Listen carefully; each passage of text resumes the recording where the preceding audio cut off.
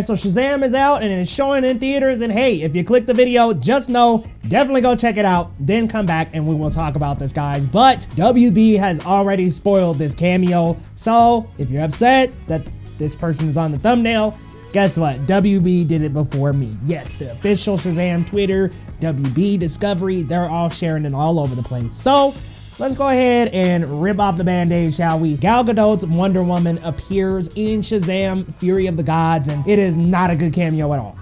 Let's be 100% real. This is not a great cameo. This is another issue with the DCEU. They have these cameos that just don't work. Look at Black Adam with Superman. What on earth does Superman have to really do being there? And not to mention, let's be real, when he appeared in the post-credit of Black Adam, he's gone. Henry Cavill's not even Superman anymore, so what the heck was the point? But that's another discussion. We'll save that for a little later. Let's talk about Gal Gadot Wonder Woman in Shazam 2, guys. And woo, why? My whole issue with this cameo is that it completely erases any consequences from what happened in this film. Shazam, spoiler alert, made a brave sacrifice at the end of the film, or toward the end, I should say, with the last daughter of Atlas as he was battling her.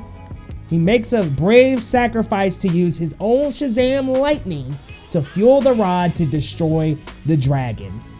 And then, unfortunately, Billy Batson dies in the process. So then we get the next scene where they have buried him in a place where gods are buried. Digimon Hanso's wizard puts the staff down and says, oh, we can't reactivate the staff unless we have a god touch it. You already know what's gonna happen once he says that. You already know. Gal Gadot's Wonder Woman shows up. My first question is, where were you the entire film? And Black Adam actually tackled this question briefly and never did anything with it. Where the heck are these superheroes at? Okay, if a catastrophe is happening and clearly the Shazamily can't handle it, why wouldn't Gal Gadot's Wonder Woman show up? Ain't you guys supposed to be the Justice League? Aren't y'all supposed to help each other when you see things going on in the world? Aren't you supposed to show up? Nope. She shows up in this cameo, revives Shazam. Yes, she basically revived him. She touched the staff glows again, and then boom, Shazam's back to life. Shazam makes all these jokes, trying to hit on Wonder Woman, and it just doesn't work, guys. It doesn't work. You bring in this juggernaut from the big three to seriously basically revive someone and erase all the consequences from the battle. Billy sacrificed himself. That's a grave consequence. That's a big deal. But I understand it's a film for the family, but it would have been taking a risk, one that superhero movies don't do. Because let's be real, I'm getting toward the end of this and I'm like, okay, how is he gonna be revived? How is he gonna come back? Because that happens at the end of every movie. Every superhero film, they get revived or they don't die, or so you're wondering, okay, what's gonna happen in order to revive him?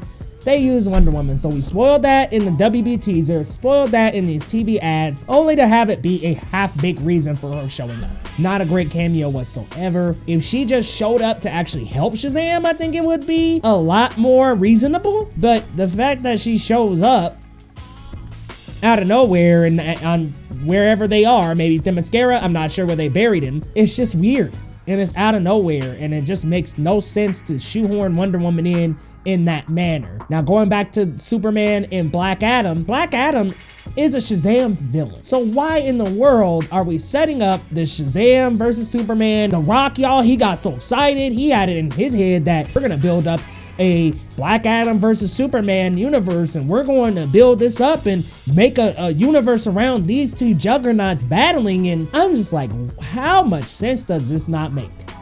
The DCEU struggles with cameos. Every damn movie they can, they try to rope in name drops and all this stuff, and unfortunately, James Gunn announcing the DCU completely cans all that. Skip ahead to the post-credit, again, another spoiler warning. We have Hardcore and Economos coming to recruit Shazam for the Justice Society. Okay, so now they're forming a Justice Society because Zack Snyder Justice League didn't work out. Man, this was a mess. These cameos are pretty abysmal. There's already a question up in the air of whether or not Gal is coming back. Now, earlier in the film, he's dreaming about her and it shows like the neck down. I thought that was perfect because it echoed the first movie and was kind of funny because it played off of the no Henry Cavill Superman in the first one. It's just a neck down shot. I thought that was actually hilarious when Digimon Hanso's face was like superimposed on Gal Gadot's. That was hilarious. But when you bring her in to basically clean everything up and say, hey, I'm gonna revive you, no problem. There's no stakes, there's no edge of that seat feeling, there's no anticipation here, there's no nervousness. Unfortunately, it just does not work. The cameos in the DCEU rarely work. They don't really work. And when people do show up, it's just either a cringy name drop, something like this, or just like Superman, you're like, where the heck were you the whole movie, man? The whole movie.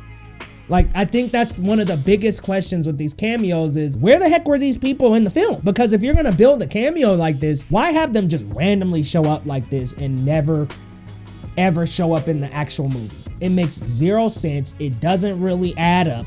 It doesn't help the movie whatsoever. So what are we trying to accomplish by bringing in Gal Gadot's Wonder Woman super last minute? Oh, that's right, we gotta save Billy's life. That just doesn't make much sense. And I think it was powerful that Shazam sacrificed himself for his family, because that was coming around from the theme of him smothering his family. Remember, we're all in this together, all in, or whatever he was saying throughout the film. Him saying that would be a full circle moment of him taking it alone for his family. And I thought, wow, what a crazy way to end it. I actually was pretty captivated on how they ended that and capped that off, and thought it was so unique. And then to just unfortunately basically just completely delete that was just, it was so unnecessary. I honestly would have been cool if he was about to die and Gal Gadot's Wonder Woman shows up and they just take Lucy Liu's character down together, and didn't do that. At that point, it's like, you might as well, like, hey, I thought you needed some help. Might as well just have Wonder Woman and Shazam battle the three sisters at that point. But yeah, guys, you gotta let me know what you think about this cameo. I did not like it. This is a bad look for Wonder Woman, especially this version, because we all know how Wonder Woman 1984 was received, and I personally don't like it. Love that first Wonder Woman, but they are dragging this character through the mud. And this is not it. This is not it.